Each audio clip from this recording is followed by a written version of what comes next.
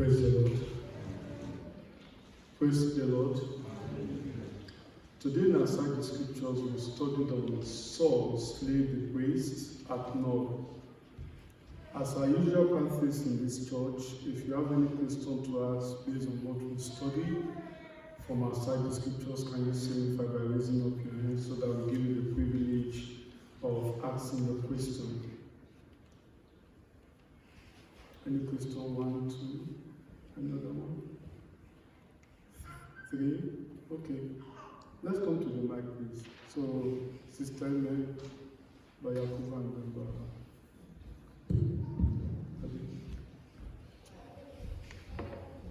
Good afternoon, sir. My question is on, it sounds stupid, but where was God when the priest, his own priests were being slain unjustly? So sometimes it's so hard. I know we're supposed to trust God, but anytime I read this one, this one particular passage that breaks my heart, anytime I read it, that's one. 2, today, how can we,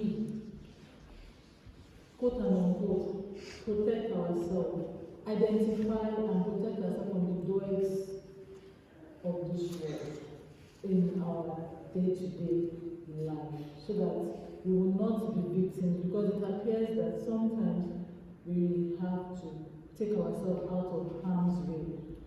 If not, harm will still come and God will still be God. Thank you. Thank you, God bless you. Okay.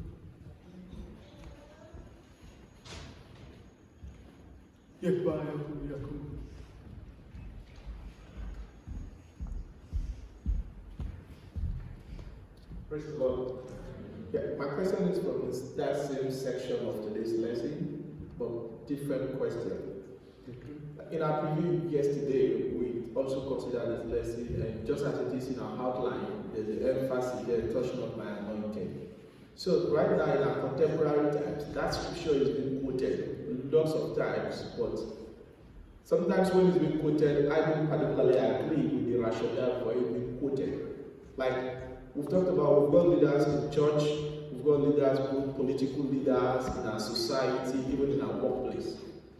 And we've got religious leaders teaching the congregation how you don't need to say anything bad, anything negative about people in authority. Well, interestingly enough, there are passages of scriptures to buttress that. My concern right now is this: when you know people in authority are doing wrong, are we supposed to just be quiet and not say anything? We've got leaders from the prime ministers to councillors, and if we go back to our country, we've got presidents, we've got senators, that we know they are not doing right. Are we just supposed to be quiet? And religious leaders as well. If we look in the society today, we see lots of religious leaders that what they are doing is at complete variance to what is expected. And then, touch not my anointed. We had a conversation a couple of days ago or weeks with a colleague when we talked about money in the church, tithe, offering and all that. And then she said, if you give your tithe, if you give your offering in the church, don't worry about what is being used for. You're giving it to the Lord. The man of God, I said, sorry, I did not give it to the Lord. The Lord was not in church. So what is being used for? I like to know, I like to account for it. But leaders say you're giving it to the Lord. Don't look back. Private jet and all of those things. How do we know when to talk and when to be quiet? Thank you, sir. Okay, thank you. Okay. Azar, your question?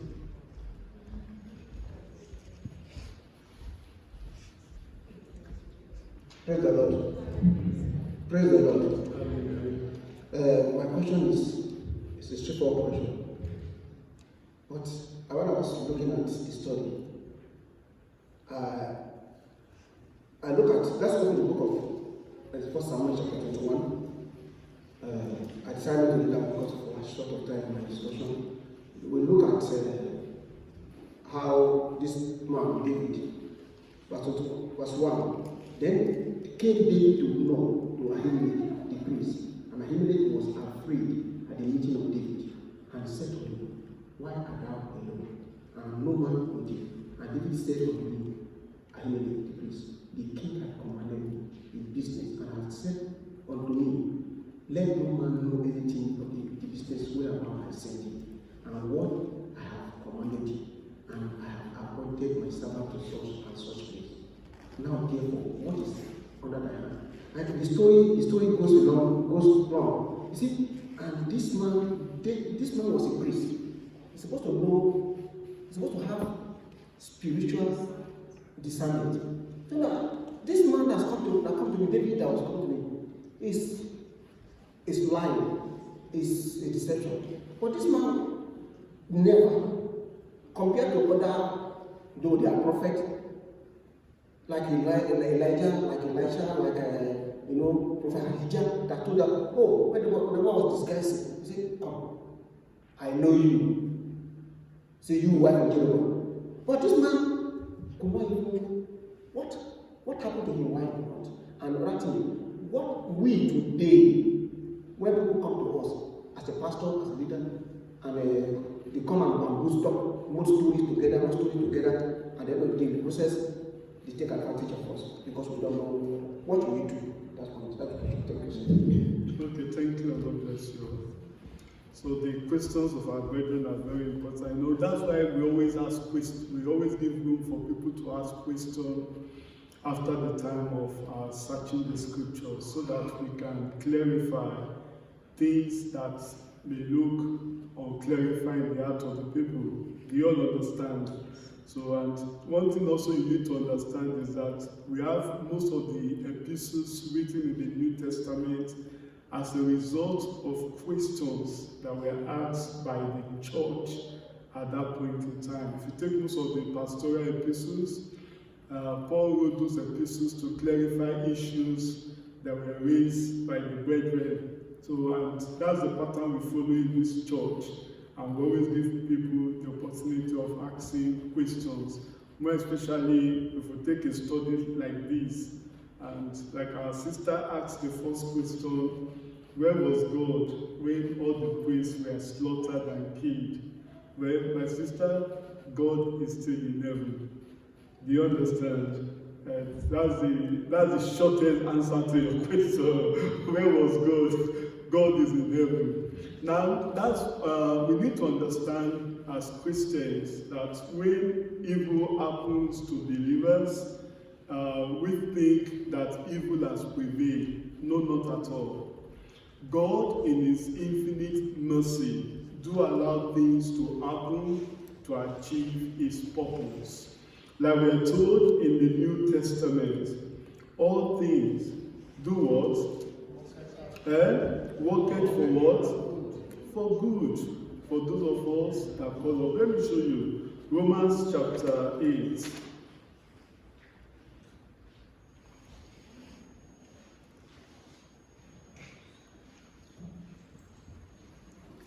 Romans chapter 8.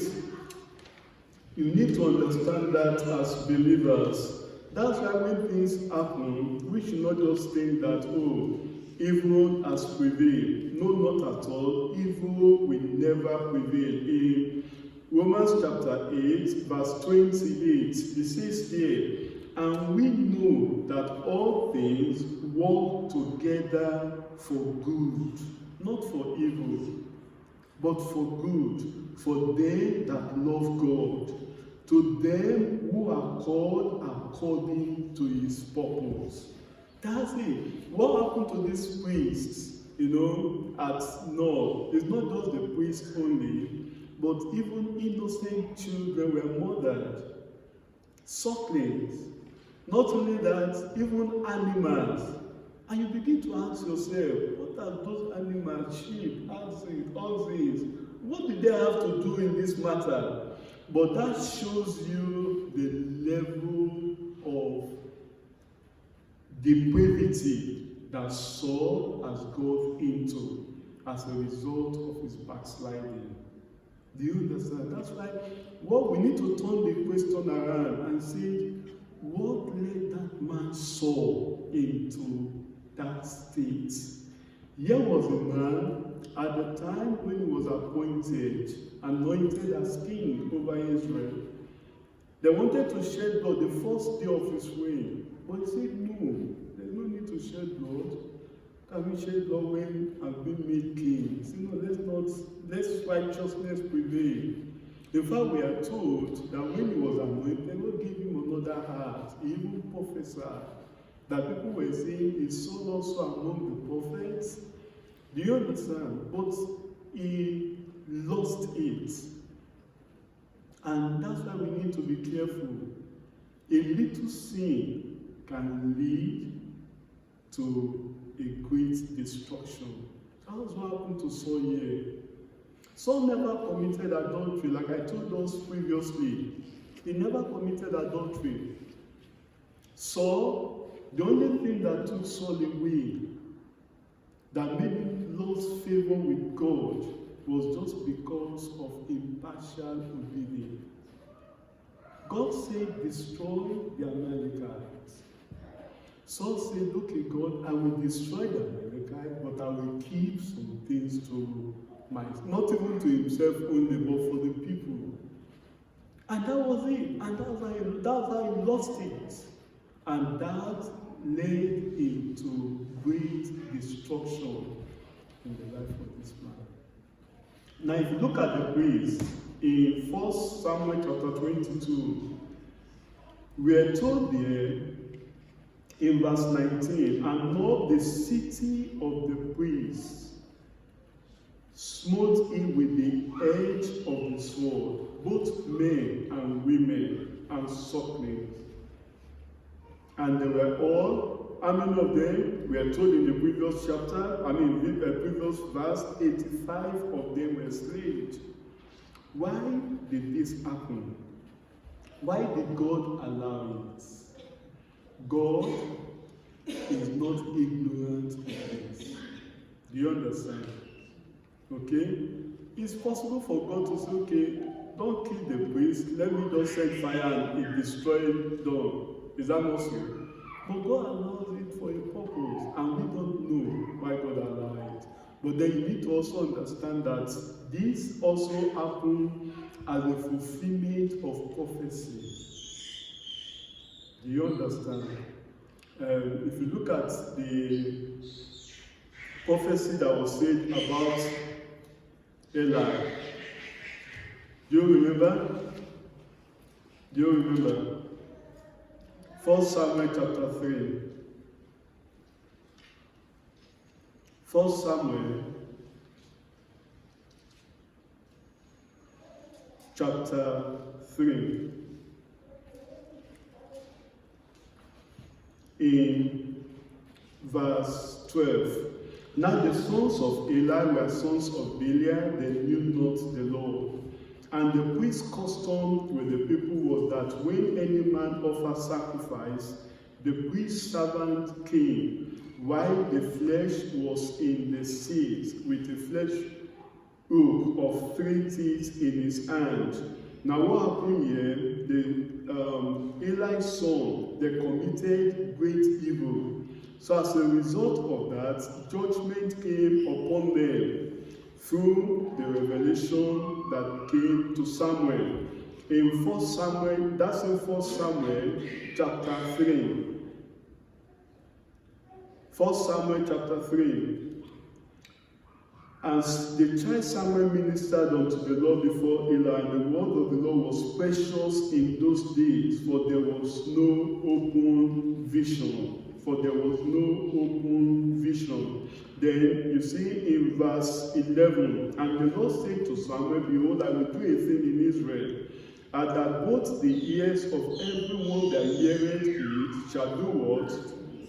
Shall tingle. In that day I will perform against Eli all things which I have spoken concerning his house. When I begin, I will also make an end. I have told him that I will judge his house forever, for the iniquity which he knoweth, because his son made themselves vile, and restrained them not. And therefore I have sworn to the house of Eli, that the iniquity of Eli's house shall not be purged with sacrifice nor offering forever. Now when Eli heard this, what was the response of Eli in verse 17? And he said, What is the thing that the Lord has said unto thee? I pray thee, hide it not from me. God do so to thee, and more also, if thou hide anything from me, of all the things which he said unto thee. And Samuel told him every whit, and hid nothing from him, and he said, it is the Lord. Let him do what seemeth him good. Eli, instead of correcting his children, instead of making the correction that God expected from him, Eli gave room for all the iniquity, and as a result of that, the priesthood was lost by the house of Eli.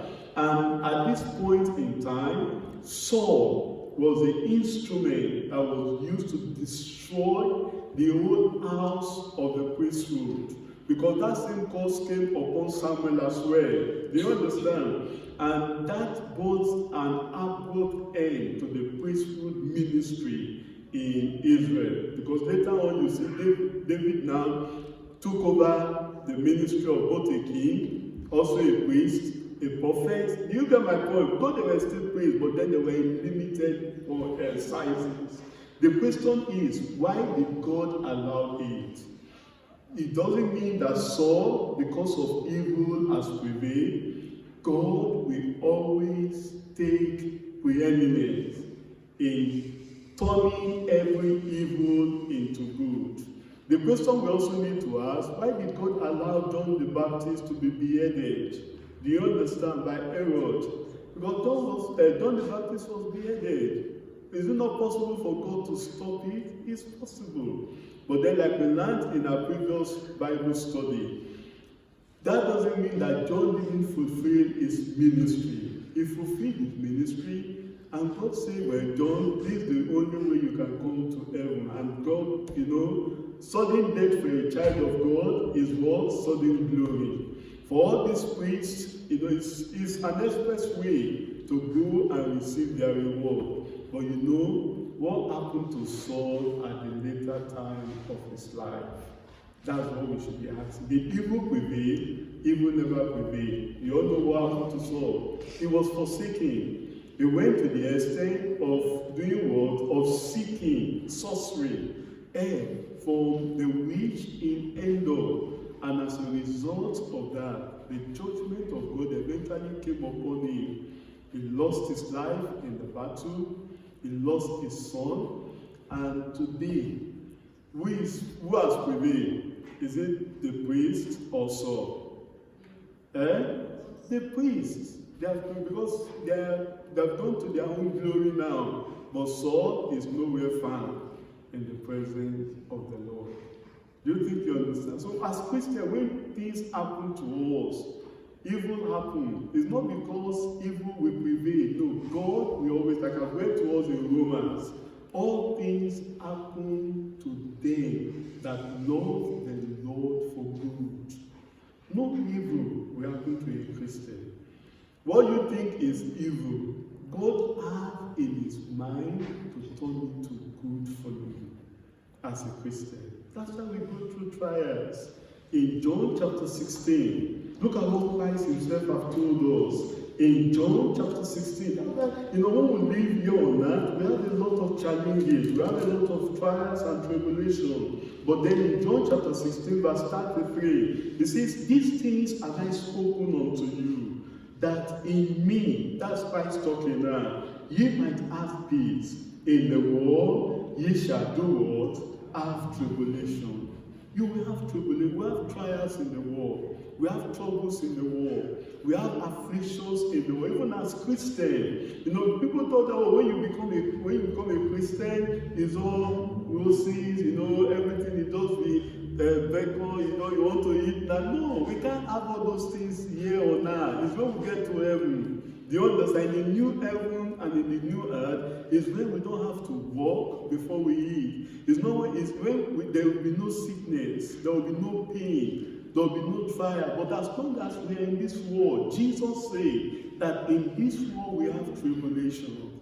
You think of the history of the church age. Do you understand? Think of the early apostles. Look at what they suffered. I sent a video around of recent, many of them were eaten by lions. If you've been to the theater, the Roman theater, where those early believers suffer, I've been there, and you can feel the blood of the saints that were sacrificed. Even till today, we think evil will prosper, evil will prevail, but no, not at all. God will always turn it to good. Even in the place where Christians suffer the fierce persecution, in all those places we are having sinners getting converted. We are having the church, take for example, in China. Take for example, in all those Islamic places, the church of God there is waxing strong. Their souls are getting converted. People are turning to the Lord. Brethren, we are in the last days. Do you understand? We think, this is the time Satan is fighting his last onslaught against the Christian faith. But the church of God will always prevail. For Saul never prevailed. The tree of God prevailed over Saul. He thought by destroying all those priests, he would satisfy his conscience, he would, quench the faith, but no, not at all. Eventually, David became king. Even right from that chapter 22, the Lord was fulfilling his promise to David, that 400 people gathered themselves to David to be what? To be their king, to be their captain over 400 men. In the midst of all the battles, just where, believers will always make progress in times of trials and persecution. Do you understand, my sister? Does that seem to answer your question? So God is aware. God is in heaven. He allowed all those things for his own purpose. Now the question is, how do we protect ourselves from the dawn of today? How do we protect ourselves from the dawn of today? Now if you look at, in that same 1 Samuel, chapter 22, I think I'll just join this with the question of our brother also that says, why is like the priest there did not have the insight, the inspiration. Now, one thing we need to understand about Christian gifts, God is no stereotype. Do you understand? That, Elijah manifested this gift as a prophet. Now you also expect that same, another prophet to manifest the same gift like Elijah. No, not at all. Or like this prophet manifests this same gift, you also expect that same individual to manifest the same gift. No, not at all. Because we are told in Ephesians chapter 4. Open your Bible with me to Ephesians chapter 4. Let me just quickly read. I'll just combine those two questions together because of our time. Ephesians chapter 4, we are told there in verse 11, and he gave some. Understand that in your Bible. He gave some, not all. Not all can be an apostle. Not all can be a prophet. Not all can be a teacher.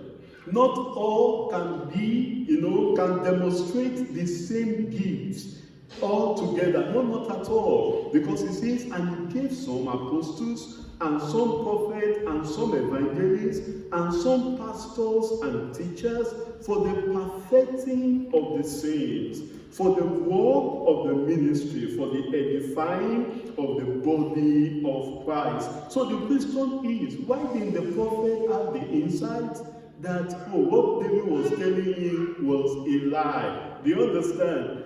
God at times may not give the insight to the prophet. Do you get my point? And like I say, in all these things, if you just think, manifestation of spiritual gift is something you can just do at the nick of time, it doesn't work that way. It is as we are directed by the Spirit. It is the gift of the Spirit. It is not human. That's why as Christians, we should avoid suspicion. Do you understand? We should say, because this is one of the things that destroy Christian fellowship. When we begin to suspect one another, when we begin to hide from one another, when we begin to, look at one another with one eye and then the other eye closed, one eye open and say, well, I can't close my eye, I have to open my two eyes, I have to shine my eye. No, we don't do that in Christian fellowship. There should be openness, there should be sincerity. Now, in the case of this prophet, when David came to him, David did not need to tell a lie to obtain favor. Do you understand? From the prophet.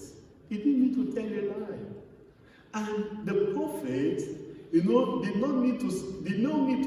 need to suspect David. Do you get my point? He took David at his word because he knew that David was one of the warriors that God used to destroy Goliath, the enemy of the children of Israel. So it is to the credit of the prophet that he took David at his word. But then he suffered the consequences. Do you understand? He was killed. But David, when he heard about the destruction of the priests, what did David now tell Abiathar? He said, I have occasion. In verse 20, you see that in verse 22. And David said unto Abiathar, I knew it that day when Doeg the Edomite was there, that he will surely tell Saul, I have occasioned the death of all the persons of thy father's house. That's why we always need to think of the consequences of whatever thing we are doing today. Always think of the consequences. Always think of the impact it will have on people. That's why as believers we should not act anyhow. Especially when we're in the house of God, when we interact with people, because all those things have consequences. Look at David now. He thought, look, dust for bread has cost the life of 85 priests. Not only the priests now, it also cost the life of those children, little children, suckling, men and women in the city of Nob, and even all their animals, just because of that little lie, what we call little lie that David told. And then also that the priest did not detect it. It's not his fault because he took David at his word. He's still a prophet. Do you understand? That does not cancel his prophetic ministry.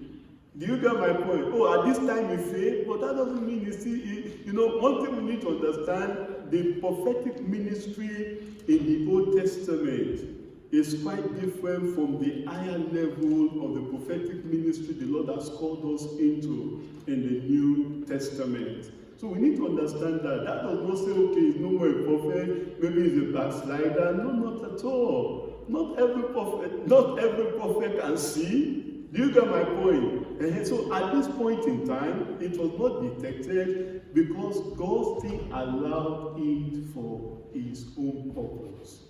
Do you get my point? Okay, then the question, how do we protect ourselves from the dawn of, like I say, we don't need to be suspecting people. We need to be, as Christians, we need to be careful. We need to watch and pray. Do you get my point? And before we go into any relationship, you need to seek the face of the Lord. We need to seek what? The face of the Lord. Before you establish friendship with anyone, because we are told that's the only way we can protect ourselves. In 2 Corinthians chapter 6, at time we're failing to read, it says, have no agreement with let me just paraphrase it because of our time. 2 Corinthians chapter 1 Corinthians chapter 6.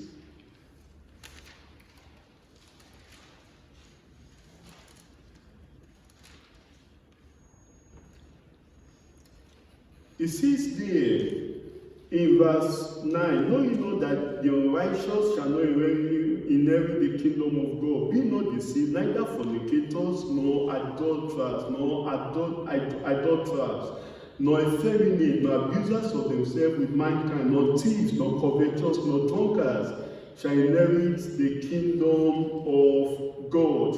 I think that's not the passage I'm looking for. It says there in that 2 Corinthians,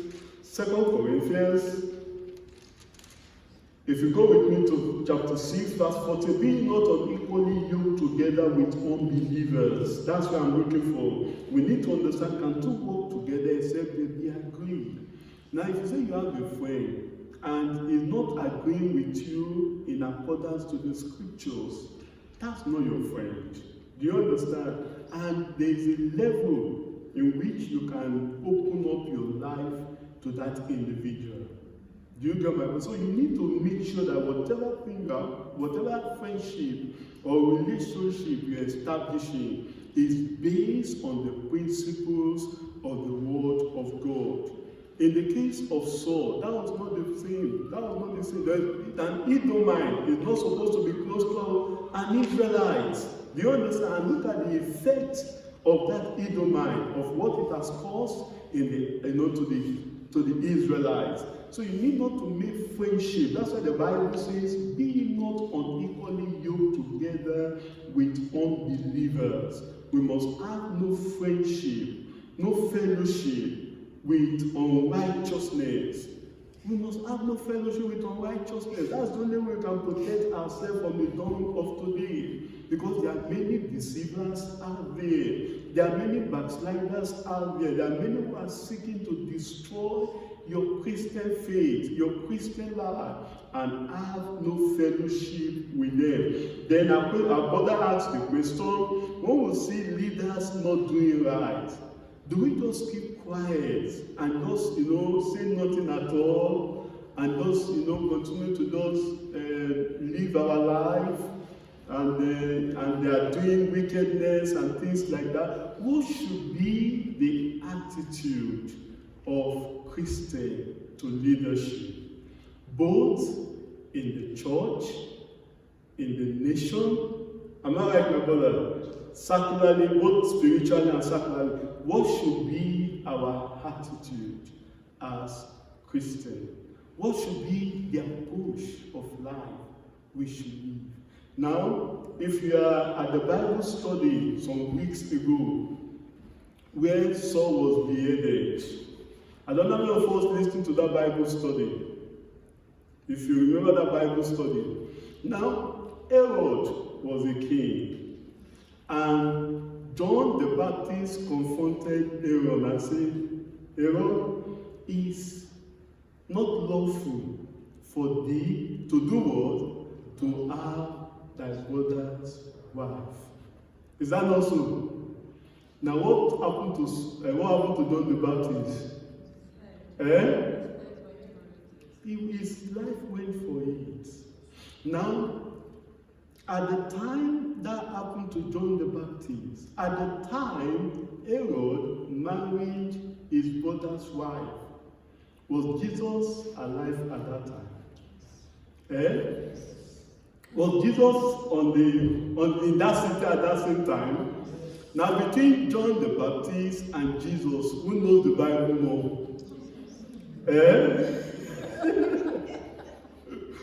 But do you know what? Jesus said nothing. He knew Herod was not living right. He knew he married his brother's wife, which is not in accordance to the word of God.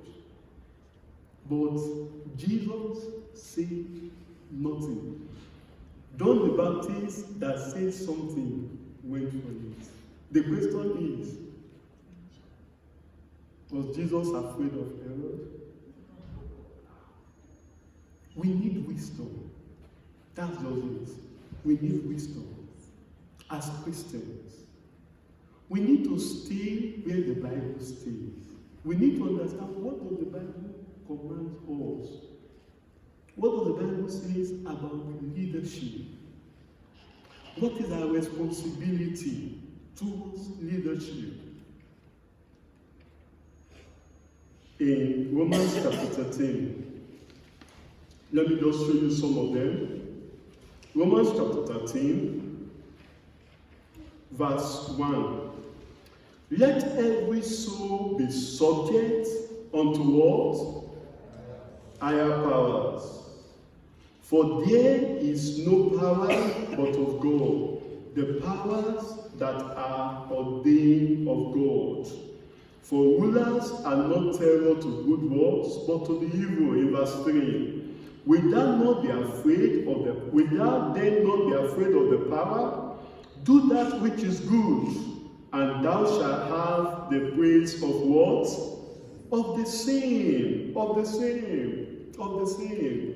We need to be very careful as citizens of our country and of the land. What we say, the commentary we pass on. What does the Bible command us about the leaders? It says we need to do what? What did he say in that room? Is be subject unto the higher power. The same thing we are told in 1 Peter chapter 2. 1 Peter chapter 2, in verse 13. Submit yourself to every ordinance of man for the Lord's sake, whether it be to the king as supreme, or unto governors, as unto them that are sent by him for the punishment of evildoers, and for the praise of them that do well. We need to submit. We Christians, we are not rascal. That's one thing we need to know. Christianity does not give room to rascality. We bring ourselves under submission to leadership, either in the world or even in the church. If we cannot say evil of the leaders out there in the world, how much more the leaders in the church that God has placed over us? That's what the word of God says. It says we need to submit. And then we are told in 1 Peter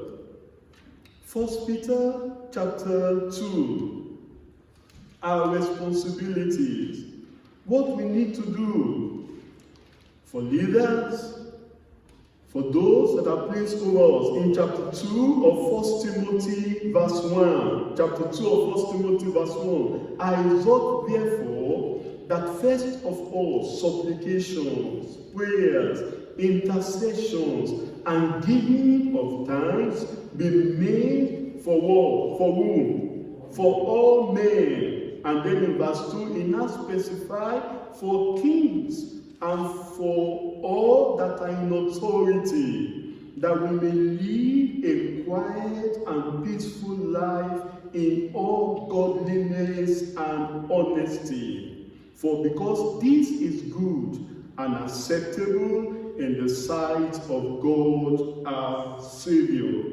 It is our responsibility to pray for our leaders.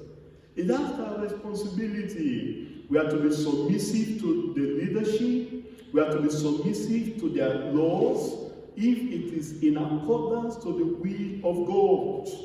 Do you understand? Because if their laws now is contrary to the will of God, to the law of God, who do you obey? You obey God, and that's where persecution comes in. Do you understand? But then if it is just to govern us, to ensure that we live a peaceable and quiet life, we obey. We are not rascal. We don't disobey the law of the land. If they say, okay, you need to pay your income tax, you as a believer, you don't dodge income tax. You need to pay the law of the land. If they say, oh, you need to pay your road tax, you don't say, oh, how can I repay road tax? Look at all the roads that are for us. Don't pay it. They will bring fine. They will take you to court. We are not rascal. We pay all our dues. And we are submissive to the laws of the land, as long as it's in accordance to the will of God. And it is our responsibility to also pray for them. When the Bible says, touch not my anointed and do my prophet no harm. That's the word of God. We still stand with that word of God. We stand with it. Oh, you may say, okay, but there are some anointed men of God there that are doing evil. My brother, my sister, it is not your own responsibility. I always tell people, leave Moses and God to judge Moses. Don't get in between. Because when Moses settled his case with God, you were not there. Do you understand? And when they settled, what happened? God took the honor to bury Moses. Is that not so? But the people that got in between Moses and God, Aaron and as Miriam, what happened to Miriam? He was afflicted with leprosy.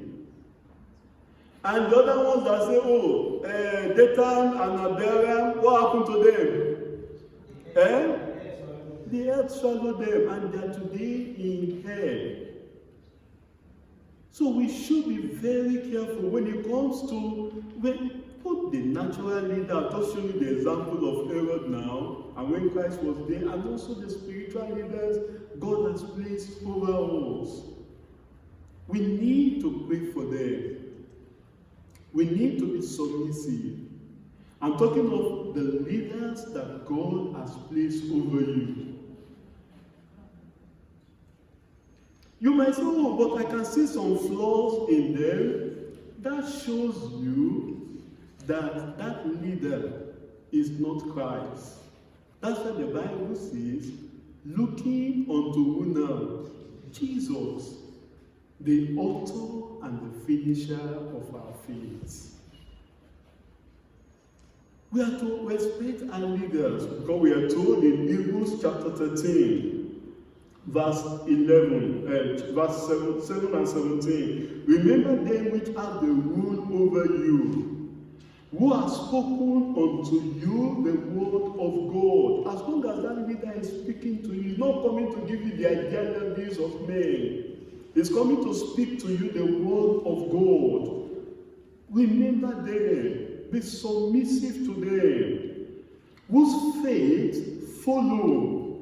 You need to follow them. Paul the apostle told his disciples, follow me as I follow Christ.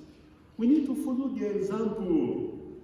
We need to follow the pattern of life, the details of life that's showing to us as written in the word of God, considering the end of their conversation. Then in verse 17, obey them that have the rule over you. That's what the Lord, that's our responsibility. Obey them. Don't say, oh, because I see that this leader, has his own flaws. Yeah. But as long as he's still the leader God has placed over you, obey. Be submissive and pray for them. And understand that we as Christians, we are not rascals. We are not rebels. We are people that are submissive to the leaders that God has placed over us. We don't live our life as if we have no authority over us. Both authority in the world and authority in the church of the living God.